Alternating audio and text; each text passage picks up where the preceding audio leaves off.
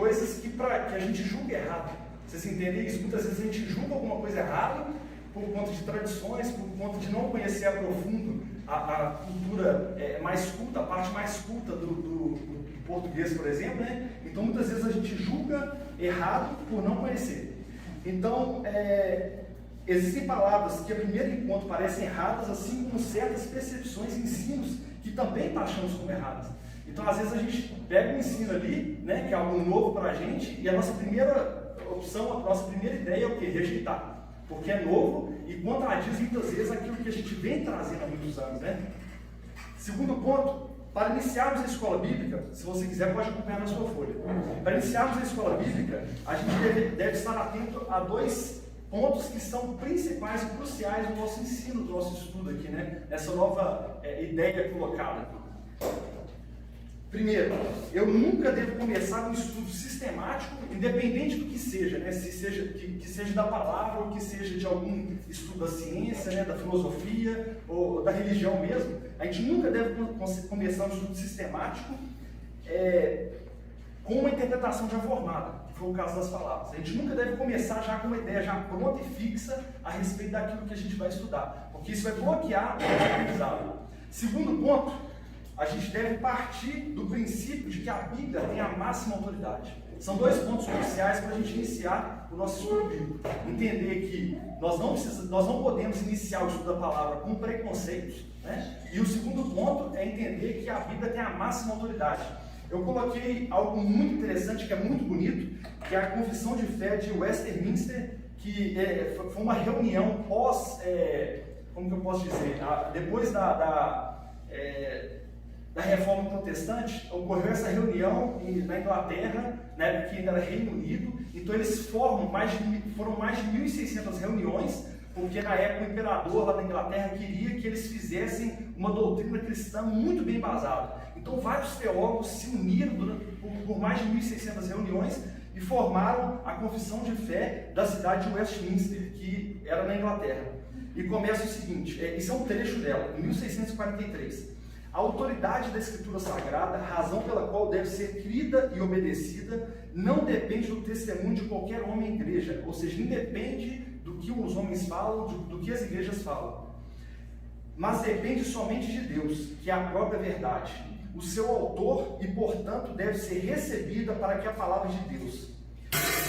Nós podemos ser removidos e compelidos pelo testemunho da igreja a um alto e reverente apreço pela Escritura Sagrada e a sublimidade do assunto, a eficácia da sua doutrina, a majestade do estilo, a concordância de todas as partes, o escopo do seu todo, que é dar toda a glória a Deus, a plena revelação do que faz do único caminho da salvação do homem, as suas muitas outras excelências incomparáveis e sua completa perfeição. São argumentos pelos quais abundantemente se evidencia ser a palavra de Deus. Ainda assim, não obstante, a nossa plena persuasão e certeza de sua verdade infalível e autoridade divina provém da operação interna do Espírito Santo. Testemunho por meio da palavra e com palavra em nossos corações. Amém. Aleluia. Amém. E logo abaixo disso eu coloquei um ponto que é muito interessante sobre essa questão da autoridade das Escrituras, que é a inspiração plenária e inerrante das Escrituras. O que é isso? Isso é a ideia que a gente tem de que a palavra de Deus ela foi escrita por 40 autores diferentes, em torno de 1.100 anos, ou seja, num prazo de 1.100 anos, 40 autores, em 3 línguas diferentes, hebraico, aramaico e grego, e ela não se contradiz absolutamente nada. Ela demorou quase 500 anos para ser impressa, né? Após o término da escrita dela, e ela não se contradiz absolutamente nada. Não há um autor que tire a ideia do outro autor, porque a inspiração da Bíblia é plenária, ela vem de Deus. Ela é universal e vem de Deus, né? A Bíblia, ela contém literalmente a palavra de Deus. Ela é a palavra de Deus. Ela não só contém a palavra de Deus, ela é a palavra de Deus. Então, por isso que a gente diz que a Bíblia é a inspiração plenária e inerrante das Escrituras. Ela veio direto de Deus. Amém? Glória a Deus. Glória a Deus. Para início aqui, então, eu gosto sempre de trabalhar, eu gosto sempre de pegar o português para ajudar qualquer coisa que eu vou estudar. Então, ou seja, eu gosto de pegar as definições das coisas para começar um estudo a respeito daquilo que eu vou fazer. Primeira coisa aqui, eu coloquei sobre a definição de palavras. Primeira coisa que eu coloquei foi a palavra sã. Alguém tem uma ideia do que seja sã? Sem ler aí? Saudável? Eu nem coloquei. Algo saudável. Algo saudável, justamente. Eu coloquei aqui, em ótima condição de saúde. Ou seja, a pessoa que é sã, ou algo que é sã, é algo que goza de plena saúde, né? Outro ponto também sobre a questão da sã é algo que é sensato, que é em conformidade com a razão. Algo que a gente tem que imaginar e pensar que aquilo que é sã, não necessariamente ele está ligado à Bíblia, né? Vocês concordam comigo? Então, ou seja, só é sã realmente aquilo que tem uma sensatez, que tem uma razão. Segundo ponto, doutrina. Alguém sabe o que pode ser uma doutrina? Não à luz da Bíblia, mas à luz do dia a dia. Alguém sabe o que pode ser? Regra. Uma regra. Pode ser que sim.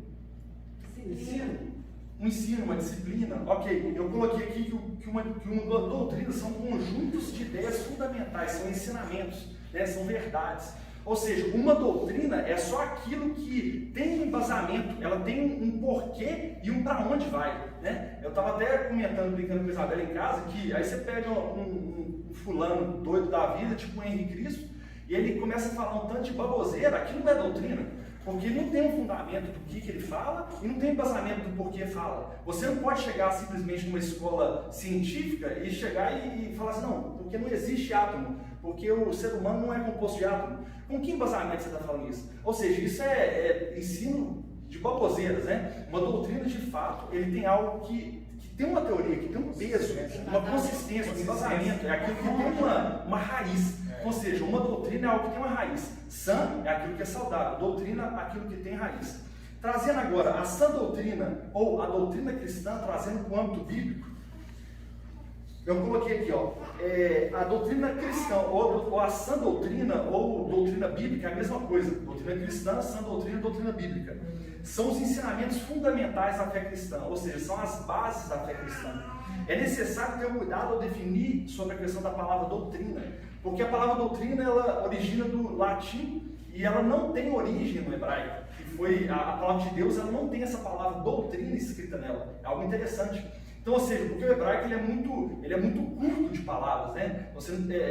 Como que eu posso dizer? O dicionário, né? A quantidade de palavras que compunham o hebraico, hoje são muito mais, mas na época eram muito curtas. Então, ou seja, o autor colocava alguma coisa a respeito de lecionar, de ensinar, de doutrina, e como que a pessoa traduzia isso para o português? A pessoa olhando assim e falou assim, mas será que ele quis dizer que é doutrina? Mas será que ele quis dizer outra coisa? Então, ou seja, pela cultura hebraica ser muito curta de palavras, acabou que ficou difícil de traduzir isso para a nossa linguagem, correto? Então, ou seja, é interessante a gente entender que o significado da palavra doutrina no Antigo Testamento, ela que foi escrita em hebraico e no aramaico, a palavra doutrina, ela tem dois nomes basicamente. Então, sempre que você vê doutrina ou ensinos no Antigo Testamento, ela tem um nome que chama lecar. Então, basicamente, ela tem um nome lecar e outro nome que é a Torá.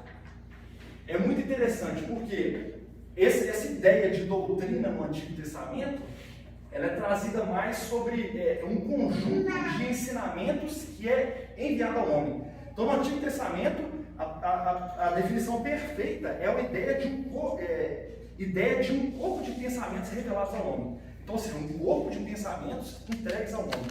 Ou seja, algo que vem de Deus para o coração do homem. No Novo Testamento, a gente tem também duas palavras, como Timóteo, várias vezes a nossa Bíblia fala sobre doutrina, sobre ensinamentos, mas não tem essa palavra diretamente da Bíblia, mas tem duas palavras que remetem a isso, que é didaquê, que é, inclusive, para quem não sabe, didaquê foi baseado nos ensinos dos apóstolos, que o didaquê foi escrito por volta do ano 100 depois de Cristo, é o documento mais antigo, tirando a Bíblia, que a gente tem, documento real, que foi escrito pelos próprios apóstolos antes de existir a Bíblia, algo bem curto, pequeno, para que tivesse como se fosse um manual de Bíblia. Então tem a palavra didaquê,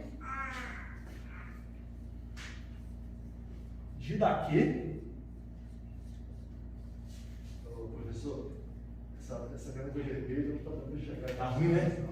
Vou trocar aqui, me perdoa. Eu esperei alguém falar, mas está todo mundo recebendo os professores.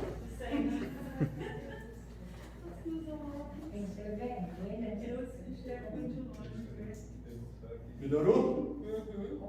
Um pouquinho, né?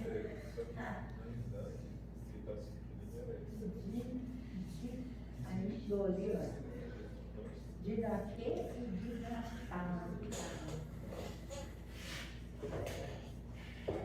Então, ou seja, no Antigo Testamento, o que eu falei? A palavra doutrina, ela é remetente a um corpo de ideias que era passado ao homem. No Novo Testamento, a melhor forma de entender, a doutrina não se refere ao ato de ensinar como receber. Então, no Novo Testamento, no Novo Testamento, são as duas palavras, didascalia e didaquê. Elas dão a ideia, a melhor tradução da palavra, dessas duas palavras, elas dão a ideia de que é a mesma coisa do homem receber e do homem ensinar. Olha que interessante, no Antigo Testamento o homem só recebia. Então você vê que no Antigo Testamento a Torá tem leis que foram criadas para que o homem andasse em conformidade. Muito interessante, né? Alguns exemplos, eu coloquei vários exemplos, mas eu coloquei só dois, um de cada aqui para facilitar e agilizar. No Antigo Testamento, doutrina, ideia de um corpo de ensinamentos revelados. Alguém pode ler, por favor, Deuteronômio 32, 2?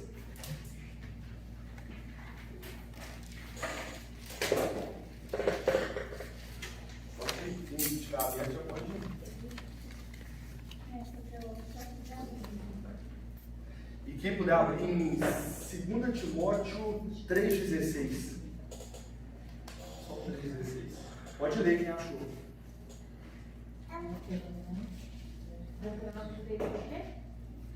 E a segunda está na sem a folha. 2 Timóteo 3,16. Proteja a minha doutrina com a chuva, destile a minha palavra com orvalho, como chuvisco sobre a relva e como gotas de água sobre a erva. Olha que fantástico. É literalmente a palavra de Deus que ela levava aos homens, ou seja, essa goteja a minha doutrina, é literalmente a palavra de Deus que entrega aos homens, e ela cai como gotas, né, como orvalho, algo que revive, né, refaz. Algo que não vem destruindo com uma enxurrada.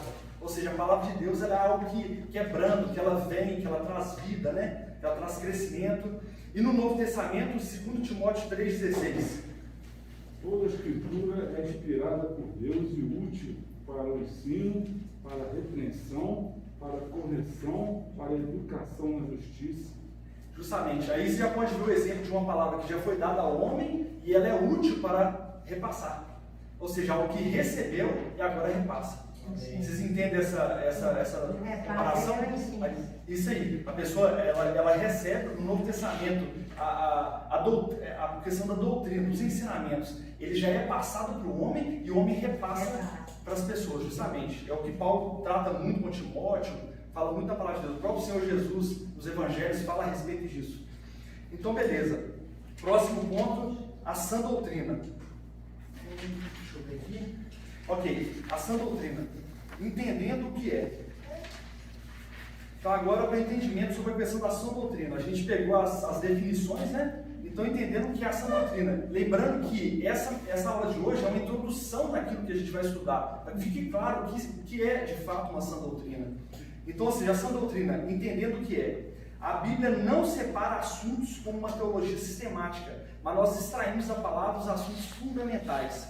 Ou seja, a palavra de Deus, ela não trabalha como uma Barça. Quem lembra da Barça, por exemplo? Ela não é aquela que você procura lá na letra O e na letra E, por exemplo, e procura lá estômago. Deixa eu ver como é que funciona. Não é uma livraria que você entra e vai nas prateleiras lá, não, vou na parte de saúde, chega lá, sistema digestivo, agora eu vou em estômago. Não, a palavra de Deus era um livro fechado, completo, nem dividido por capítulos e versículos, era até a época da impressão, 500 anos atrás. E com isso, os teólogos, durante muitos anos após a ascensão de Cristo, já começaram a juntar homens e começaram a estudar a palavra. Então eles começaram a separar, eles pegaram partes da Bíblia que era fundamental no todo dela, que não podia tirar, né, da própria palavra, aquelas coisas que uma completava a outra, que não se contradizem, eles começaram a tirar pedaços, e aonde esses pedaços, é como se esses pedaços fossem os fundamentos da palavra. Fica claro assim? É como se esses pedaços que dos teólogos tiraram da palavra, eles forem os fundamentos da palavra, que não se contradizem. Então, ou seja, por isso que eu coloquei que a Bíblia ela não separa assuntos, de uma teologia sistemática, mas nós extraímos da palavra assuntos fundamentais, ou seja, os teólogos tiraram esses assuntos que são fundamentais na fé cristã para que fique mais fácil estudar, assim como os cientistas tiraram de uma série de estudos, formaram a Barça para que fique mais fácil a gente ir lá encontrar. Então esse é o motivo principal de estudar um fundamento da fé, é para que fique mais fácil o embasamento da nossa fé. Segundo ponto, é uma verdade clara nas escrituras e não é nada oculto. É muito interessante entender que aquilo que é doutrina na palavra não é nada oculto, né? Porque a gente sabe que a palavra tem muita coisa que é oculta, a palavra tem muita coisa que é teoria, né? Então você não sabe de fato como que vai ser a questão da nossa ressurreição, né? Tem várias teorias a respeito de arrebatamento. Então uma doutrina ela não está em torno disso. Uma doutrina está em torno daquilo que é certeza nas escrituras, né? Mais para frente eu vou dar exemplos para vocês fixarem melhor. Terceiro ponto, é uma doutrina, a sã doutrina é uma doutrina que está condizente com a doutrina sagrada, com os ensinamentos sagrados, ou seja, a sã doutrina, ela está 100% alinhada com o que diz a Bíblia, ela não sai do que diz a Bíblia. Outro ponto, está amparada pela palavra de Deus, protegido, tem apoio da Bíblia, ou seja, como eu disse anteriormente, a sã doutrina ela está diretamente linkada com a palavra de Deus. É impossível você tratar de sã doutrina, você expor a sã doutrina e ela não tem base a palavra de Deus, não tem como base, né, como princípio a palavra de Deus, é impossível. Outro ponto, uma doutrina nunca contraria outra doutrina, isso é muito interessante, né? A parte da sã doutrina, como eu disse, que não são coisas ocultas, não são teorias, não tem opção de uma doutrina contrariar a outra. Então, quando você trata em uma coisa fundamental da palavra de Deus, você não tem como contrariar outra coisa fundamental da palavra de Deus. Elas se completam, elas andam juntas, elas não se contrariam. Uma doutrina nunca acresce nada às escrituras.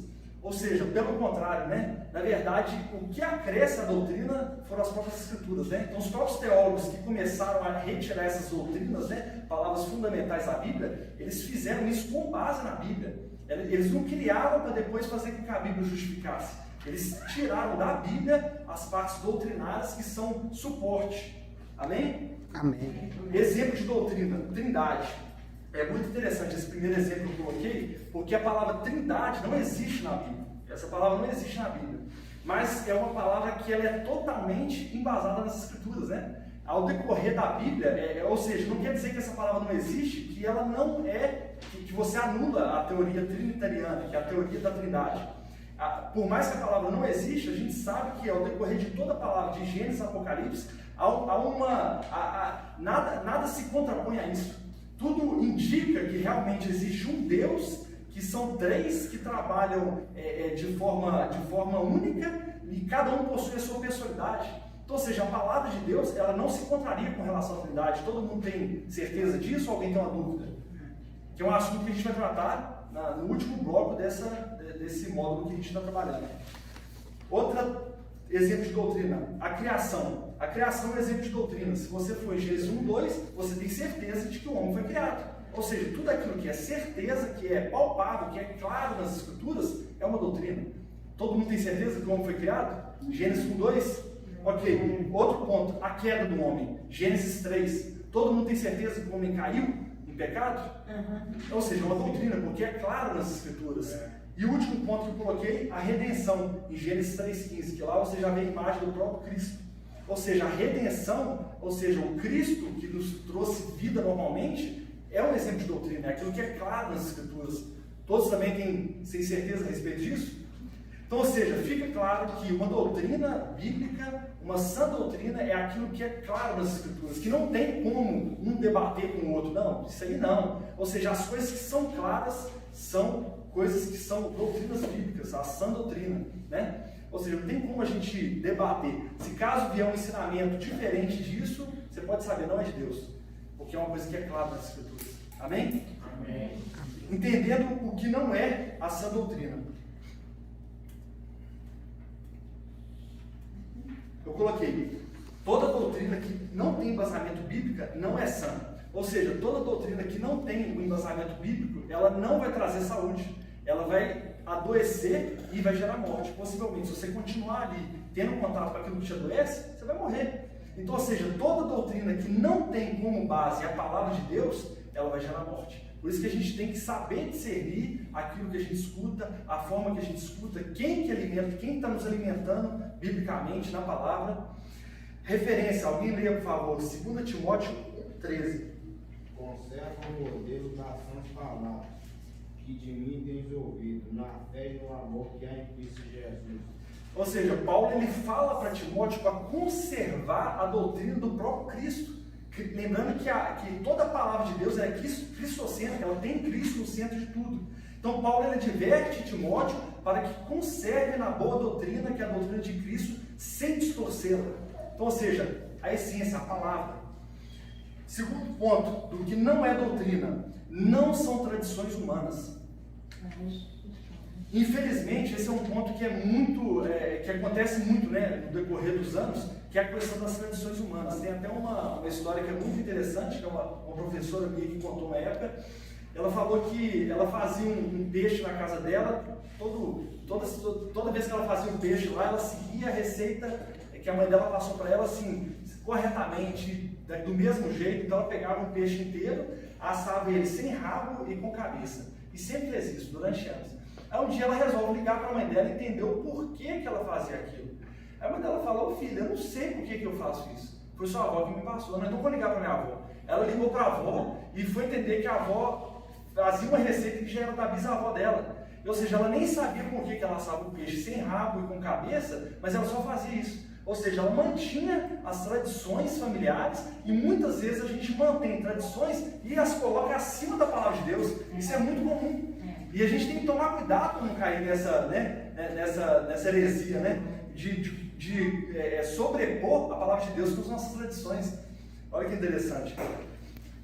Então é necessário a gente quebrar essas tradições que a gente traz e seguir muitas coisas que a gente nem sabe por que faz. Simplesmente faz porque o nosso pai nos ensinou, porque o nosso primeiro pastor ensinou, porque o fulano ensinou, mas a gente nem sabe o porquê de fato a gente faz, né? Por isso que é importante a gente voltar à palavra, entender se aquilo realmente é bíblico, se é doutrina, aquilo que não se pode mudar, ou se são só paradigmas, né, que a gente tem, e mais para frente a gente vai ver isso. Outro ponto, não é doutrina de homens, ou seja, a sã doutrina não é doutrina de homens. Quando eu digo doutrina de homens, eu digo usos e costumes, né? E a gente tem uma mania muito grande de falar sobre a doutrina da Shekinah, a doutrina da Assembleia, a doutrina da... Na verdade, isso são usos e costumes, né? Que a gente passou a chamar isso de doutrina, que são embasamentos, que, como a gente viu aqui, que doutrina é aquilo que tem um embasamento, né? Que tem o porquê iniciar e o porquê terminar, e muitas vezes a gente chama isso de doutrina algo que não tem embasamento nenhum, né? Ah, porque eu só posso usar saia. Eu não, porque eu sou homem, né? Mas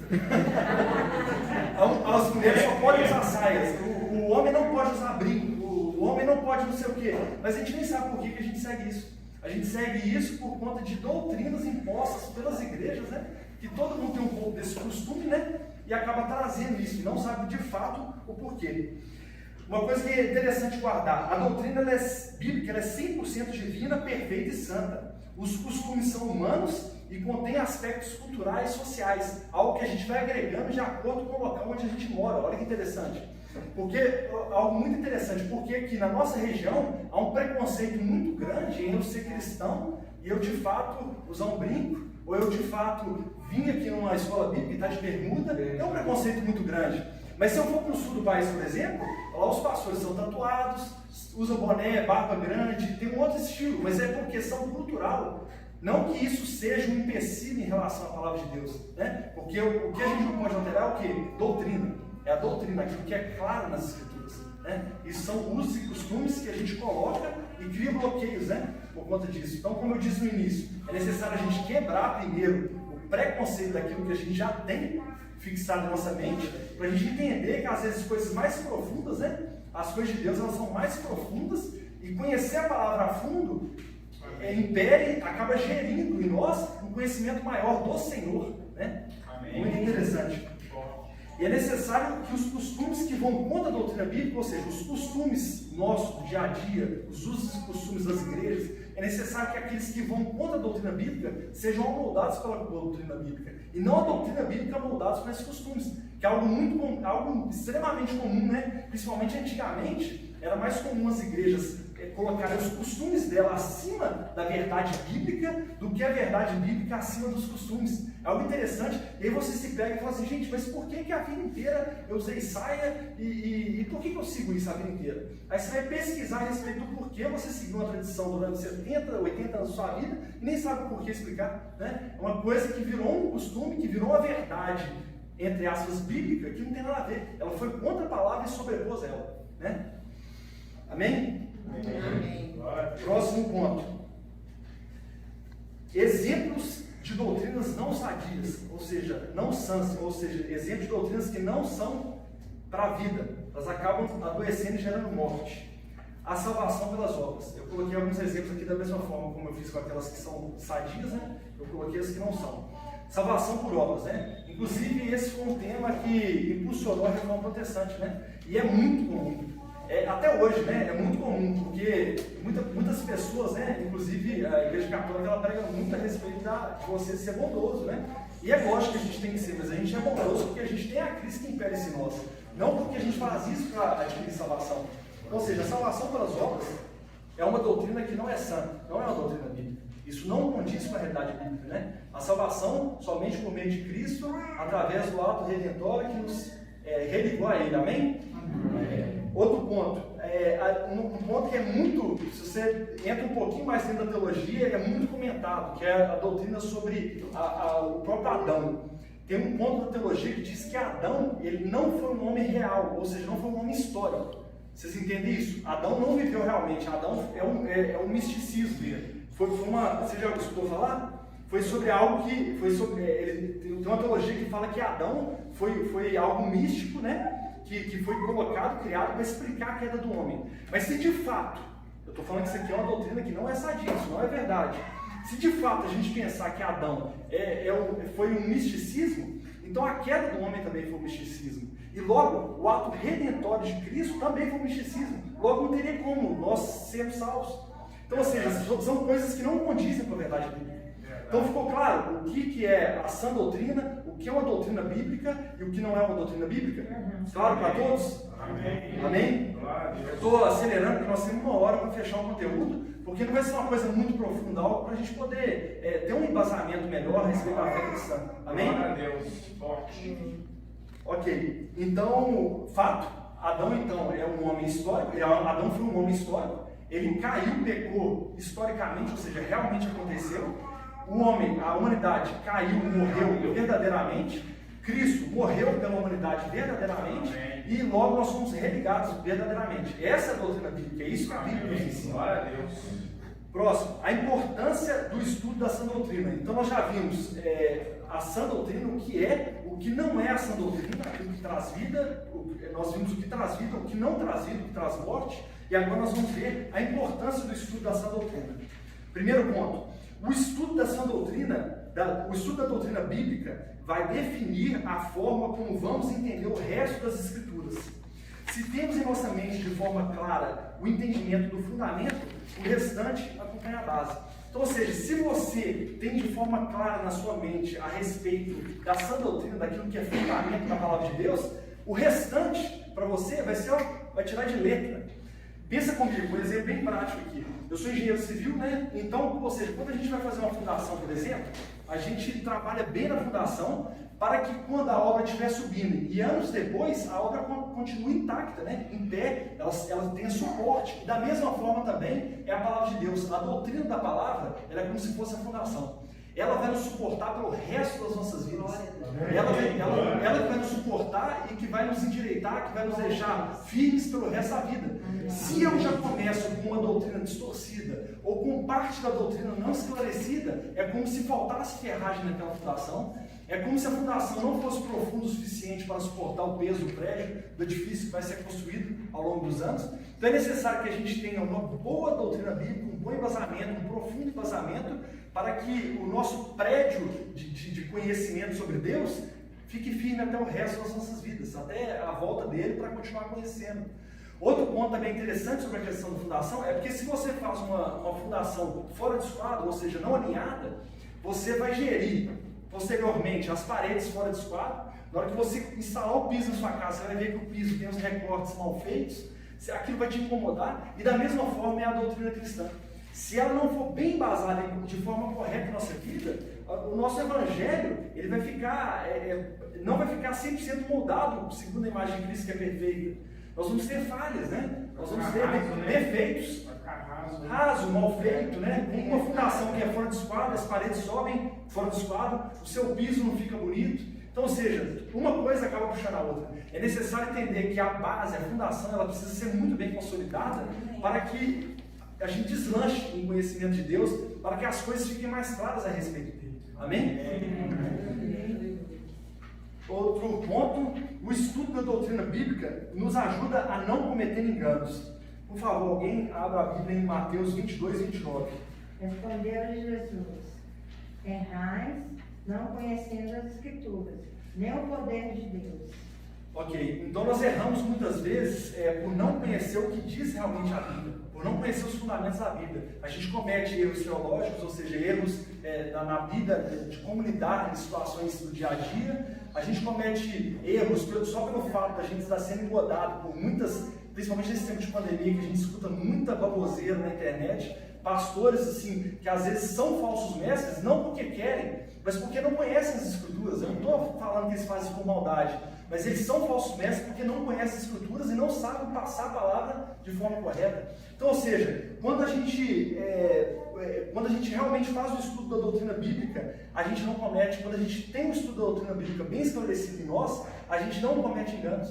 Ou seja, a gente não é engodado por falsos mestres, a gente não cai nas falsas profecias. Amém? Amém. Outra importância, são importâncias do estudo dessa doutrina. Passamos a comparar Escritura com Escritura para entender determinado assunto. Então nós devemos pegar os textos mais obscuros da palavra, aqueles textos mais complexos, e interpretá-los à luz dos textos mais simples. Né? Isso é muito interessante. Abra, por favor, em Salmo 119, versículo 11. Ok, então uma coisa muito interessante que eu destaquei aqui é que se a gente realmente guarda as palavras do Senhor em nosso coração, a gente não peca contra ele. Ou seja, um coração quando está vazio, ele não tem as coisas de Deus, né? O coração vazio, teoricamente, não tem a palavra de Deus, ou seja, é o propósito da gente pecar contra ele. Quando o salmista coloca aqui, guarda as palavras do meu coração, ele guarda no seu coração a palavra para não pecar contra o Senhor, ou seja, o Senhor é a coisa mais complexa. E ele guardando a palavra, ou seja, aquilo que o próprio Senhor diz, ele guarda a palavra para não tropeçar naquele que a criou, naquele que a falou. Vocês entendem isso? E da mesma forma nós também com a Escritura. Quando a gente pega a Escritura, textos mais complexos, a gente pega textos mais claros de entendimento e decifra esses textos a partir dos mais claros. Entende? Da mesma forma, o salmista ele guardava as palavras do Senhor para não pecar contra aquele que tem a palavra, com aquele que diz a palavra. Amém? Uma definição fantástica de Charles Spurgeon, um teólogo fantástico, ele diz o seguinte: esse versículo ele é a melhor definição da melhor coisa, no melhor lugar, com o melhor propósito. Olha que interessante. É a definição da melhor coisa, o quê? Guardar a palavra do Senhor. No melhor lugar, aonde? No coração. Com o melhor propósito, para quê? Para não pecar contra o Senhor. É fantástico. Fantástico, né? Próximo ponto. O estudo da doutrina bíblica, aliada à ação presente do Espírito Santo, nos ajuda a entender como aplicá-la no nosso dia a dia. Isso é muito interessante, né? Porque o estudo da doutrina bíblica, da base bíblica, aliada com o Espírito Santo, ela se torna aplicada no nosso dia a dia, né? Tem um teólogo que diz que a maior dificuldade de quando a gente se propõe a estudar a palavra é você fazer essa ligação e levar a palavra de Deus que está na sua mente para o seu coração. É uma distância que vamos colocar de 30 centímetros, né? Muito curta, mas é o que nós mais temos dificuldade, é em receber a palavra de Deus na escola bíblica, nos cultos, e aplicar realmente no nosso coração. Então, ou seja, a gente precisa de fazer essa transferência, levar da mente conhecimento, adquire conhecimento e planta no coração, para que a gente possa conseguir caminhar, agir conforme que diz essa palavra, né? Não somente guardá-la, né? Mas agir como tal. Amém? Outro ponto da importância. Precisamos entender que a doutrina precisa ser diretamente ligada à piedade. Então, ou seja, a piedade, ou seja, a pessoa que é piedosa, ela é misericordiosa, né? Ela pensa a favor dos outros, ela é amorosa. Então, ou seja, a pessoa que realmente externa piedade, a pessoa que realmente entende e aplica a doutrina bíblica, ela externa piedade. É muito interessante que tem um caso que aconteceu nos anos 70, olha que interessante, que tem uma faculdade muito famosa, uma faculdade teológica muito famosa em São Paulo, que isso na época foi isso eu li vários relatos, né, que isso na época foi um boom, porque ela era muito conceituada a faculdade e no intervalo, ela ficou muito famosa porque no intervalo os professores saíam com os alunos, iam para os bares em volta da faculdade para poder beber e fumar e discutir a teologia. Então, ou seja, nesse caso você vê a falta de piedade em relação àqueles que não têm o embasamento bíblico muito firmado no seu coração. Então, ou seja, é necessário de que, igual eu estou falando, um exemplo de um professor, o cara que é mestre, doutor em teologia, mas muitas vezes não aplica, não traz essa aplicação. É necessário que a palavra de Deus, que vem para a nossa mente, desça ao nosso coração para que a gente consiga externar a piedade, que a gente seja piedoso em relação às pessoas, ter misericórdia. Misericórdia não é só cuidar a hora que precisa, mas você pensar em relação ao que certas atitudes nossas podem causar às outras pessoas. Sim. Amém? E o coração na palavra de Deus não é verdadeiramente o sentimento, mas o coração é ligado à mente. Justamente. Mudança, porque o coração é aquilo que custa, né? Aquilo que traz mudança. Quando você tem aquilo no coração, eu amo uma pessoa, eu amo verdadeiramente, né? Eu não tenho só a ideia de gostar. Não, o coração eu amo verdadeiramente, é algo que realmente tem essência, né? Amém? Próximo ponto, devemos estudar a palavra para mudar a nossa vida e não usar a nossa experiência para mudar a palavra a isso. Então, ou seja, nós precisamos entender que a gente tem que trazer a palavra para mudar e mudar a nossa vida e não usar a nossa vida para criar pretexto dentro da palavra. Isso não existe. A palavra é superior àquilo que a gente pensa, àquilo que a gente acha. Ela é um start, como diz, né? A Bíblia tem autoridade máxima. Então não adianta muitas vezes eu querer me enganar, né? Querer enganar a Deus, cometendo pecados e usando a Bíblia como subterfúgio para aquilo, né? Fazendo erros e distorcendo a palavra para poder encobri-los. Então é necessário entender que a palavra de Deus é que transforma a nossa vida. A nossa vida é transformada pela palavra de Deus, não o contrário. Amém? Próximo ponto, passamos a entender que o profundo estudo da palavra não nos leva ao esfriamento. Olha que interessante. Eu deixei por último porque ele é bem graúdo. Então, a gente passa a entender que o profundo estudo da palavra, o estudo teológico, ele não nos leva ao esfriamento. Pelo contrário, o profundo estudo da palavra nos faz conhecer ainda mais a Deus. É interessante porque, se a palavra é dele, ele que diz, né? Isso aqui, a Bíblia é só uma ponta daquilo que é Deus, daquilo que realmente é Deus. É muito interessante, né? A palavra de Deus diz que a vida eterna é quem conhece a Deus. Fazendo esse linkando, né? Fazendo essa ligação em relação a isso, é interessante você pensar que o reino de Deus já está em nós, né? Muitas vezes as pessoas falam, não, o reino de Deus é futuro, o reino de Deus é posterior. Não, o reino de Deus está em nós no dia que nós realmente fomos justificados. Eu não falo no dia que você levantou a mão e falou, não, eu quero aceitar Cristo, né? Mas no dia que nós realmente fomos justificados, no dia que Cristo chegou e entrou na sua vida, você passa então a ter uma nova consciência. O reino de Deus passa a fazer parte da sua vida e você começa a conhecer a Ele. Vocês entendem isso? Entendendo isso, você passa a entender que a palavra de Deus, aquilo que Ele disse, é só uma ponta daquilo que Ele é. Quando você conhece a fundo, profundamente a palavra de Deus, você começa a conhecer mais profundo quem Ele é. Então, ou seja, a teologia não nos afasta de Deus. Pelo contrário, a teologia revela ainda mais o caráter de Deus. Revela ainda mais quem é Deus. Então, ou seja, se você deseja realmente ter uma intimidade a mais com o Senhor, é necessário que você estude, aprofunde seus conhecimentos, para que você seja mais parecido com Ele. Amém? Outra coisa, a teologia, dentro desse mesmo ponto, não é o conhecimento e a teologia que nos leva ao esfriamento, mas o que está em nosso coração nos leva ao esfriamento, né? Afinal de contas, qual é a intenção do seu coração? Às vezes a pessoa ela começa a estudar a palavra para poder debater, para poder mostrar que sabe, para poder ser superior ao outro, para poder corrigir o pastor, para poder falar que o pastor não conhece de Bíblia. Afinal de contas, o que nos traz esfriamento é literalmente o que está no nosso coração, né? Ou ele nos aproxima, ou ele nos afasta. Não é isso verdade? Então, ou seja, é necessário entender que o fundamento, a intenção é que nos afasta, não a Bíblia, não a teologia. Afinal de contas, aquilo é a palavra de Deus, é o que nos une a Ele, é o que nos junta, é a revelação dele, diretamente dele para a gente. Amém? O melhor jeito para não cair no esfriamento é colocar em prática o que se aprende. Ou seja, é necessário aquilo que se aprende na mente aplicar no coração. É necessário colocar em prática no dia a dia, receber a doutrina, o embasamento, a verdade bíblica e colocar em prática no nosso dia a dia. Amém? Outra coisa muito interessante que tem um teólogo que diz que não é o excepcional que nos afasta, né, de Deus, que vai nos afastar de Deus. Não é aquele pecadão que muitas pessoas chamam que nos afasta de Deus. O que nos afasta de Deus muitas vezes é o feijão com arroz, é o básico. É o ato de você parar de orar um dia e orar só no outro, o ato de você não ter a leitura diária na Bíblia, o ato de você não ter comunhão com os irmãos. Você fica um mês em casa, pandemia, quantas pessoas se esfriaram? Então o esfriamento não é o estudo da palavra, não é o estudo teológico, não é aprofundamento nas escrituras, mas o esfriamento vem com o básico, feijão e arroz. É a falta de congregar, é a falta de leitura bíblica, é a falta de oração, isso que traz o esfriamento da nossa vida com Deus.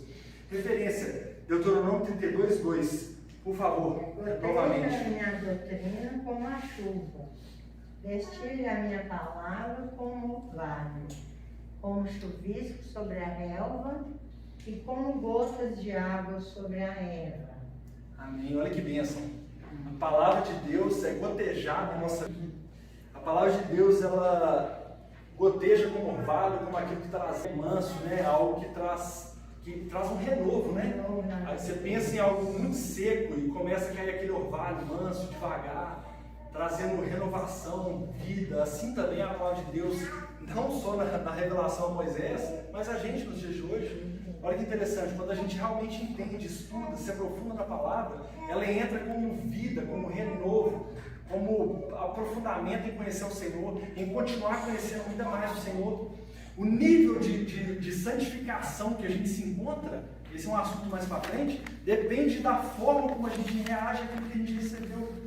A gente só consegue realmente conhecer a Deus no estudo, nas orações, né? A revelação dele, a única e pura revelação de Deus é as Escrituras. Não existe revelação de Deus fora das Escrituras, não existe isso. Não existe ninguém que chega a você e fala assim, porque Deus é assim assado se estiver fora das Escrituras. Então, ou seja, é necessário que a gente entenda a palavra, viva conforme, grave a palavra, guarde no coração e tenha essa prática, né? Pratique essa palavra. Final. Caminhando para finalmente, eu fiz a aplicação. A boa doutrina gera bons costumes. Eu trouxe dois pensamentos aqui. O primeiro, não é possível ter salvação sem a sã doutrina. Fique claro, não é possível ter salvação sem a sã doutrina. Mas nós não podemos achar que somente a perfeição e a exatidão da teologia é que vai trazer a salvação. Vocês entendem isso? Não é possível sem a sã doutrina ter salvação, porque se você falar assim, mas não precisa de sã doutrina para ser salvo. Se você não acredita e não precisa da sã doutrina para ser salvo, você tem embasado em outra doutrina que não é sã, que não é sadia. Então, ou seja, já leva à morte. Como que você pode ser salvo sem estar embasado na sã doutrina, na doutrina de Cristo, na doutrina bíblica? Impossível.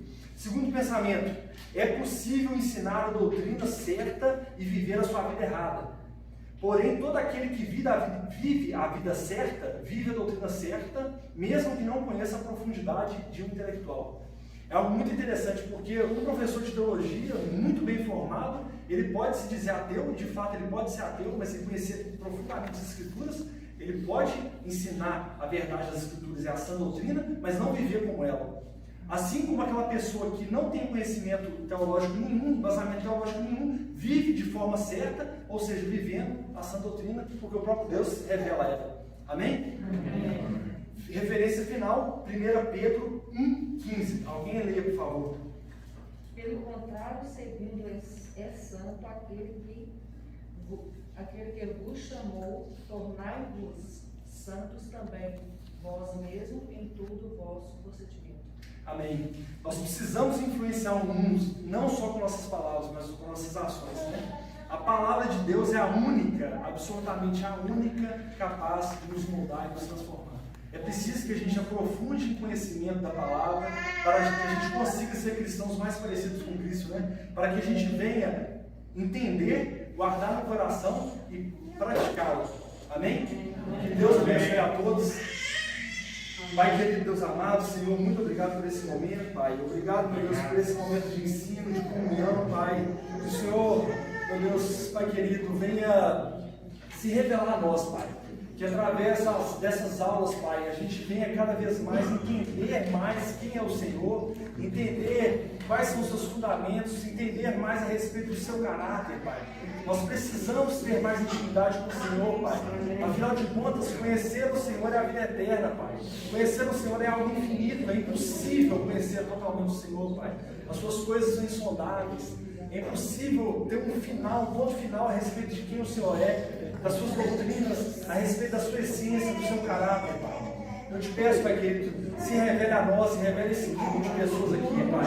Que essas pessoas, Pai, começando hoje uma série de ensinos bíblicos, Pai, venha sair daqui um ano, Pai, muito mais fundamentadas e firmadas na tua palavra, com mais conhecimento de quem o Senhor é, mais embasamento bíblico, com a fé mais fundamentada, Pai.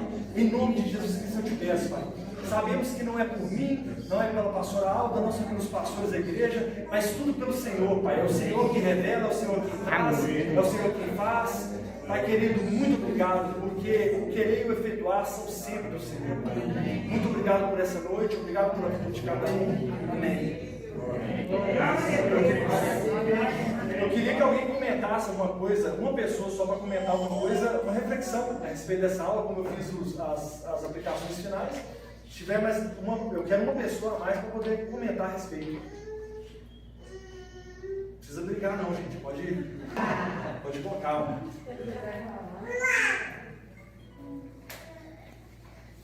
A conclusão é que ele tem que viver a palavra, né? Ensinar a palavra. Isso. Tudo isso ensina tudo na palavra do Senhor. Isso aí. Colocar tudo no nosso coração e praticar. Amém. Né? Viver as coisas do mundo. Amém. Né? Graças a Mas Deus. tudo Glória a Deus. entendi, né? Sim, mas graças a Deus aqui. Glória a Deus. Amém. Tá certo? Você tá lendo, então. Amém. Porque eu leio muita Bíblia. Isso é bom, irmão. Isso é direto. Tá? 3, 4 capítulos por noite. Tranquilo, né? Eu volto. Mas não estava na igreja, o que adiantava? Sim. Então, Não eu é importante, né? retornei, aí ensino o coração. Amém. De voltar para sempre. Nada de ir embora, né? Congregar e viver em unidade com os irmãos. Amém. Isso aí. Glória a Deus, né? Eu queria só comentar rapidinho, né, que é um assunto muito maravilhoso, muito profundo. Toda vez que formos ler a palavra, é claro que a gente vai orar, primeiro vai pedir o Espírito Santo, né, para nos dar aquela interpretação que já foi dada pelo Senhor, né, e aí aquela discernimento que a gente vai ter naquele momento, aquela revelação, ela tem que ir para a luz da própria palavra, da própria sã doutrina, para a gente ver se realmente aquilo que a gente entendeu se está de acordo com a sã doutrina. Porque muitas vezes pela emoção da gente, pela condição que a gente está vivendo naquele momento, pela dureza às vezes do coração, pela cultura naquela que a gente está inserido, a gente vai ter um discernimento que é talvez saudável, que vai fazer diferença na nossa vida particular, mas não é sã doutrina. E aí a gente tem que tomar muito cuidado e muito zelo com a sã doutrina, porque é ela que é a revelação máxima do Senhor para a nossa vida. Ficou claro, amado? Tinha até comentado justamente sobre decifrar a palavra à luz da palavra. A luz da própria palavra. Um dos pontos que estão no resumo aí também, né, que é interessante demais. É importante porque nós gastamos muito tempo para montar esse material, né? Isso não foi um material que a gente pegou da internet. Então, assim, vai guardando, anexando, né? Porque como é o primeiro módulo que a gente está fazendo, né, pastor? É algo que a gente está iniciando agora. Futuramente a gente vai ter uma apostila, né, na próxima turma. Então, ou seja, vai guardando esse esses tópicos aí que são totalmente embasados na palavra de Deus, né? Graças a Deus. Muito boa, né? Amém. A aula. Você passou assim? Quero só dar uma reflexão que eu vi sobre a aula aqui, que está falando aqui sobre sã doutrina e você vê que o corpo de Cristo, a gente vive na unidade, né? Então, muitas vezes nós estamos inseridos nesse corpo, no contexto da igreja, mas às vezes estamos doentes espiritualmente por não conhecer a sã doutrina e a palavra que precisa estar em nós. Isso é muito bom. E isso eu vejo que vai afetar o corpo e a unidade do corpo de Cristo, né? Com certeza. Então eu quero que os irmãos, assim, pelo menos pelo que eu peguei aqui da aula, né, que seja algo que realmente possamos realmente viver essa palavra dentro de nós, saudável realmente pela luz da palavra, para que a unidade do corpo tudo funcione realmente para que Jesus nos controle o reino das almas e os dons espirituais para edificar uns aos outros, né? Isso é muito interessante, porque muitas pessoas vão a caminhada cristã de forma errônea, né? Às vezes a pessoa começa a caminhada cristã de forma não saudável.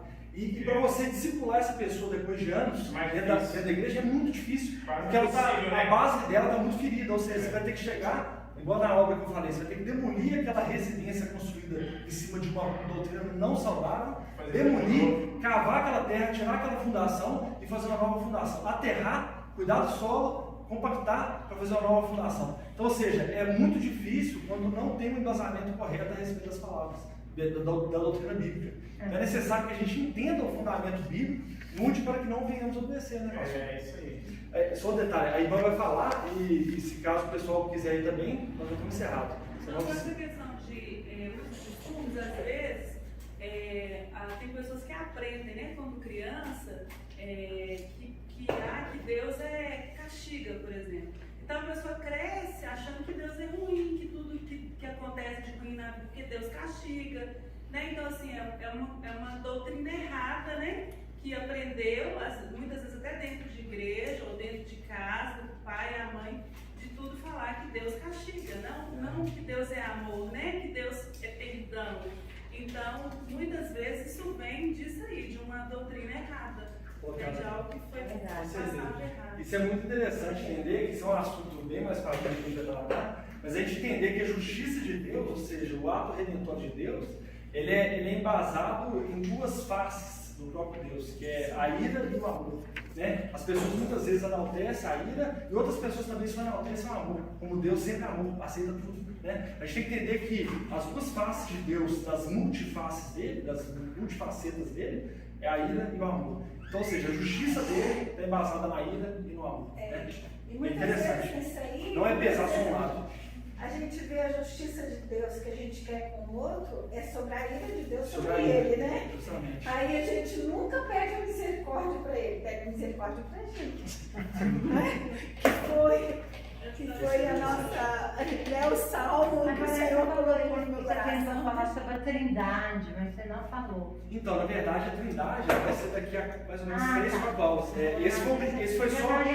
Exato. Essa aula, ela foi só uma primeira aula para que haja um entendimento do que é a sã doutrina. Né? A próxima aula vai ser sobre quem é Deus. Afinal de contas, quem é Deus, né? Para vocês refletirem aí para a próxima semana, né? A gente escuta, a gente lê muito a respeito de Cristo nos Evangelhos, né? A gente lê a respeito do Espírito Santo, o que ele pode fazer por nós, né? Mas quem de fato Deus é? Né? Quem que é Deus? Né? Qual que é o embasamento a respeito da pessoa de Deus? Né? Poucas pessoas têm conhecimento a respeito disso. Amém? Amém. Eu quero só comunicar com vocês o que eu achei interessante aqui, na seção que embaixo fala que passando